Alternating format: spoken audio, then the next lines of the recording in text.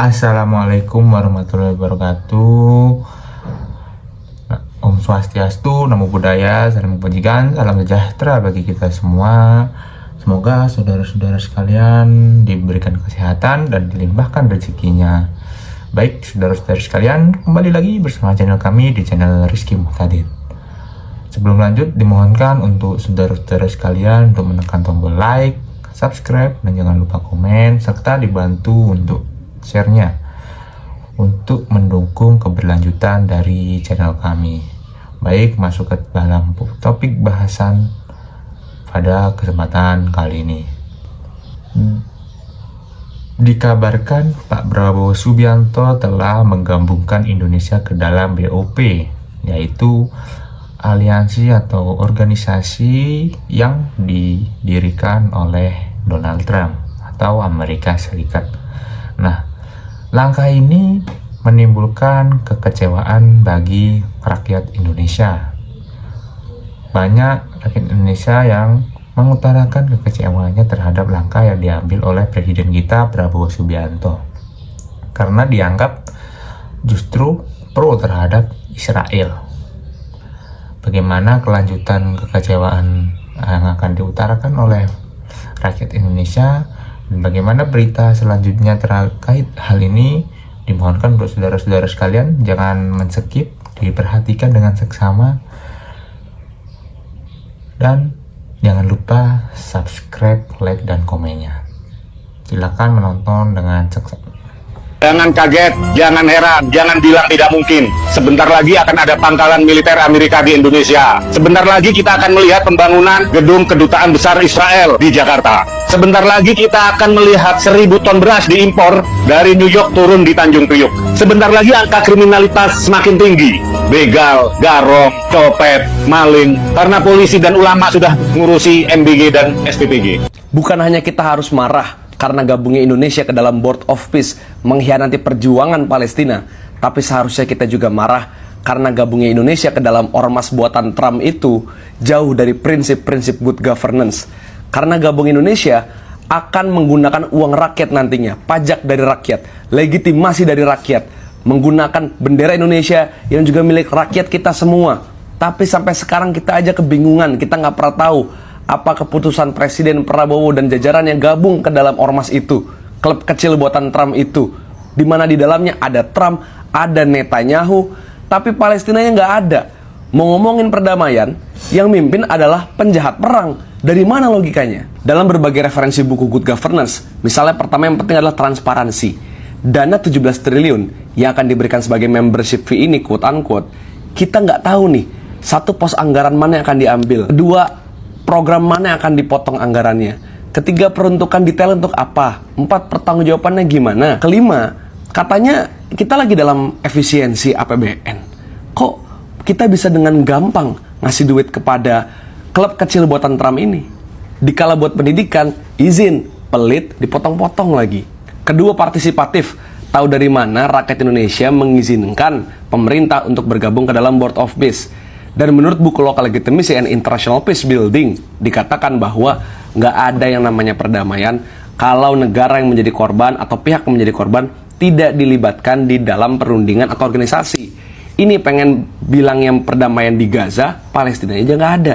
Ujuk-ujuk bikin namanya New Gaza. Kok pembangunan?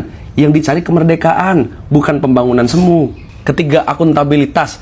Apa skema dan pertanggungjawaban pemerintah Indonesia kalau Board of Peace ujung-ujungnya ternyata betul hanya mengkhianati perjuangan Palestina? Apalagi di sana ada penjahat perang Netanyahu. Apa pertanggungjawabannya yang harusnya dia diadili, dipenjara karena membuat 70.000 lebih korban jiwa di Palestina? Kepada pemerintah Indonesia, ingat pembukaan UUD 45 bahwa penjajahan di atas dunia harus dihapuskan dan kemerdekaan ialah hak segala bangsa. Bangsa Palestina harus merdeka, bukan dengan janji pembangunan tapi kebebasan seutuhnya. Begitupun rakyat kita, Indonesia harus merdeka untuk tahu pajak kita dipakai buat apa.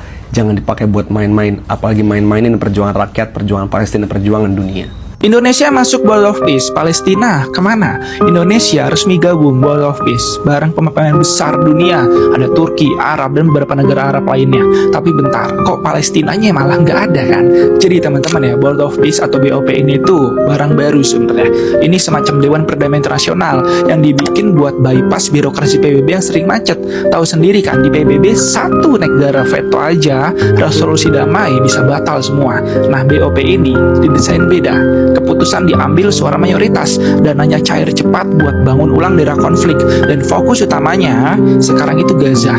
Terus kenapa Palestinanya kok nggak ada dalam list anggota? Ini bukan konspirasi sebenarnya. Alasannya ternyata karena kendala hukum internasional, teman-teman. Palestina ini belum dianggap full membernya negara PBB. Tapi plot twistnya, Netanyahu juga ngekritik lembaga ini loh. Faktanya dari 20 anggota BOP, 13 itu negara mayoritas muslim kayak Arab Saudi, Turki, dan kita Indonesia. Jadi jelas ya, ini bukan klub fansnya Israel. Indonesia masuk ke situ buat mastiin sebenarnya, mastiin kepentingan Palestina terjaga. Kita yang jadi penyambung lidah, kita yang mengawasinya. Langkah Pak Prabowo ini juga jelas dapat apresiasi dari Pak SBY, di mana Pak SBY bilang kehadiran Indonesia di Davos itu sangat krusial, teman-teman. Sebelumnya gue juga udah sempat bahas ya konten Pak Prabowo di Davos. Nah, ini juga nunjukin teman-teman kalau Indonesia masih megang teguh mandat konstitusi buat aktif menjaga ketertiban dunia. Bahkan Pak SBY juga bilang ini bisa jadi game changers buat mencegah hal-hal buruk terjadi lagi ke depannya. Intinya kita sekarang ada di posisi strategis buat ngawasin langsung rekonstruksi Gaza, teman-teman. Kenapa? Karena kalau kita atau negara mayoritas muslim gak join di sini, isinya siapa? Negara-negara pro-Zionis, teman-teman. Sebanyak 8.000 tentara Indonesia siap dikirim ke Gaza. Kedengarannya seperti berita yang cukup membanggakan. Tapi apakah ini murni misi kemanusiaan? Atau justru kita sedang masuk ke dalam skenario dan agenda orang lain? Teman-teman harus paham bahwa Indonesia ditunjuk menjadi wakil dari ISF, International Stabilization Force. Di atas kertas, ini seakan sebuah panggung besar bagi diplomasi Indonesia. Tapi kita jangan pernah lupakan, di baliknya ada BOP, Board of Peace, sebuah kerangka yang lahir dari alam pikiran Trump. Yang poin utamanya sebetulnya demilitarisasi daripada Hamas. Artinya, Gaza itu diminta steril, ya, melucuti senjatanya sepenuhnya. Ini yang bikin gue cukup merinding.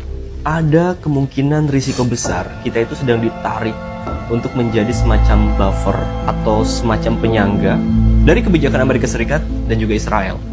Teman-teman coba bayangin, Muslim Gaza yang berjuang untuk tanahnya pada akhirnya harus berhadapan secara langsung dengan sesama Muslim yang itu kebetulan kita, yang datang dengan mandat internasional buatan Trump, BOP. Dan ini cukup berpotensi mengadu domba kita, yang akan membuat narasi seolah sesama Muslim lah yang mengekang perlawanan di Palestina. Dan sejujurnya kita itu kan bukan anti perdamaian. Tapi perdamaian tanpa keadilan, apalagi tidak melibatkan Palestina, ini hanyalah kita ya cuma menunda-nunda konflik aja. Masalahnya kalau militer kita hadir di sana hanya untuk melegitimasi penghapusan hak perlawanan dan tanpa ada jaminan kemerdekaan penuh, maka niat baik kita itu hanya bisa menjadi bumerang bagi citra Indonesia di mata dunia, apalagi spesifiknya di mata dunia Islam. Nah, menurut kalian sebetulnya ini langkah cerdas atau langkah cukup beresiko sih? Komen ya. Presiden Prabowo mengatakan bahwasanya kita harus menjamin keamanan Israel. Dan mungkin aku nggak bakal bisa ngerti tentang cara berpikirnya presiden seperti apa. Aku benar-benar mungkin nggak bakal ngerti, karena bagiku itu adalah sesuatu yang apa yang terjadi menjijikkan banget. Ini kan sesuatu yang nggak bisa kita bayangkan sebelumnya. Jadi ada negara lain, termasuk Indonesia, bisa masuk ke daerah yang dikuasai oleh Islam. Belum pernah ada kejadian. Jadi nanti itu kalau Board of Peace ini berjalan dengan baik, akan ada tentara yang ditempatkan di wilayah yang dikuasai oleh Israel, termasuk tentara Indonesia. Rencananya akan ada 20.000 tentara di sana. Kan nggak akan pernah kejadian, PBB pun nggak sanggup melakukan ini.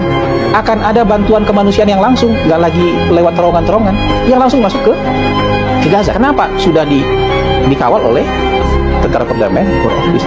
Akan ada pembangunan besar-besaran, pembangunan ekonomi, pembangunan infrastruktur, segala macam yang akan memunculkan kehidupan yang lebih baik buat rakyat Gaza. Yang selama ini melalui lembaga apapun di dunia nggak bisa dilakukan itu.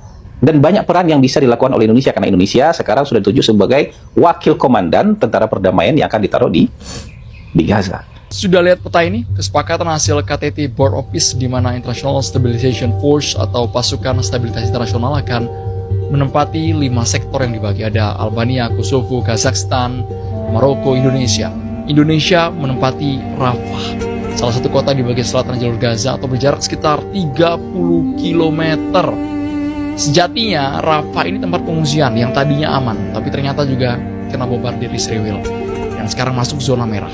Posisi Indonesia bukan sekedar anggota tapi juga didapuk menjadi wakil komandan ISF di Gaza. Jelas semua ini di bawah komando Amerika Serikat. Banyak pihak mempertanyakan apakah ini pasukan untuk melucuti Hamas di Gaza. Langsung dibantah Menlu. Tidak ada operasi militer. Maksudnya bukan pasukan tempur, tapi bertugas menjaga masyarakat sipil yang ada di sana. Bertugas menjaga masyarakat yang ada di Gaza. Pertanyaannya, ketika Israel lagi dan lagi melanggar aturan dan tiba-tiba menyerang pasukan ISF ini, artinya akan terjadi pertumpahan darah. Ini yang betul-betul kita hindari, yang tidak kita inginkan sama sekali, karena jelas akan ada serangan balik. Kita tunggu bagaimana realisasi penempatan 8.000 pasukan Indonesia ke Rafah. Harapannya bukan sekedar perdamaian yang kita inginkan, tapi juga kemerdekaan untuk Palestina. Dimohonkan untuk saudara-saudara sekalian untuk menekan tombol like, subscribe, dan juga jangan lupa untuk komen dan juga untuk dibantu untuk share-nya untuk mendukung keberlanjutan dari channel kami.